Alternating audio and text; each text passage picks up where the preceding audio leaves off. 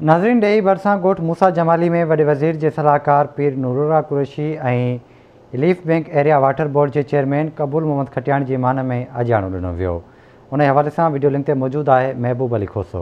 जी बिल्कुल, आऊं हिन वक्त मौजूद आहियां ॾही भरिसां ॻोठ मूसा खान जमाली में। हिते left bank area water board chairman Rais Qabool Muhammad खटियाण ऐं CM सिंध जो एडवाइज़र पीर नूरुल्लाह कुरैशी जी मान में अजाणी रखी वई आहे।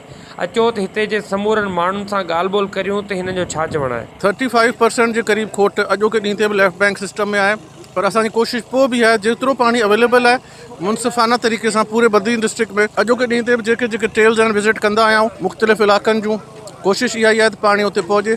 असांजो जेको इरीगेशन मिनिस्टर आहे सोहेल खान सियाल, उन इरसा सां ऐं फेडरल गवर्नमेंट सां जेका फाइट कई आहे पंहिंजे पाणी जे हिसे लाइ, त उहो ज़बरदस्त तरीक़े सां इरीगेशन मिनिस्टर पंहिंजो पाणी जो हिसो उन्हनि खां घुरी रहियो आहे ताकी जेको पंहिंजो अकॉर्ड जे तहत असांजो हिसो आहे पाणी जो असांखे ॾिनो वञे ताकी सिंध जे माण्हुनि खे ऐं बदीन डिस्ट्रिक्ट जे माण्हुनि खे पंहिंजो पाणी जो हक़ मिले। ॻोठ जा रहवासी आहिनि, उन्हनि सभिनी सां मुलाक़ात बि थी, तमामु सुठो लॻो। उन्हनि जा इशूज़ ॿुधासीं।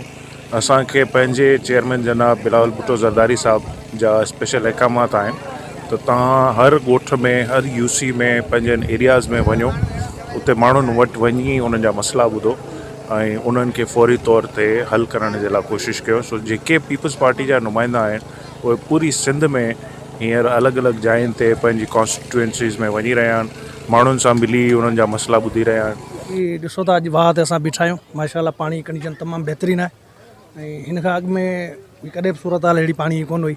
उमेदु आहे त हीउ पाणी असांखे सारियुनि ताईं ईअं ई रहंदो।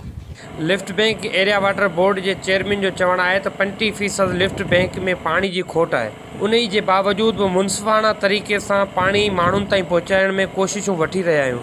ॿिए पासे CM सिंध जे एडवाइज़र साहब जो चवणु आहे त असांखे पंहिंजे चेयरमैन बिलावल भुट्टो ज़रदारी स्पेशल अहकामात जारी कया आहिनि त जेतिरो थी सघे माण्हुनि सां मिली उन्हनि जा मसइला हल करियो।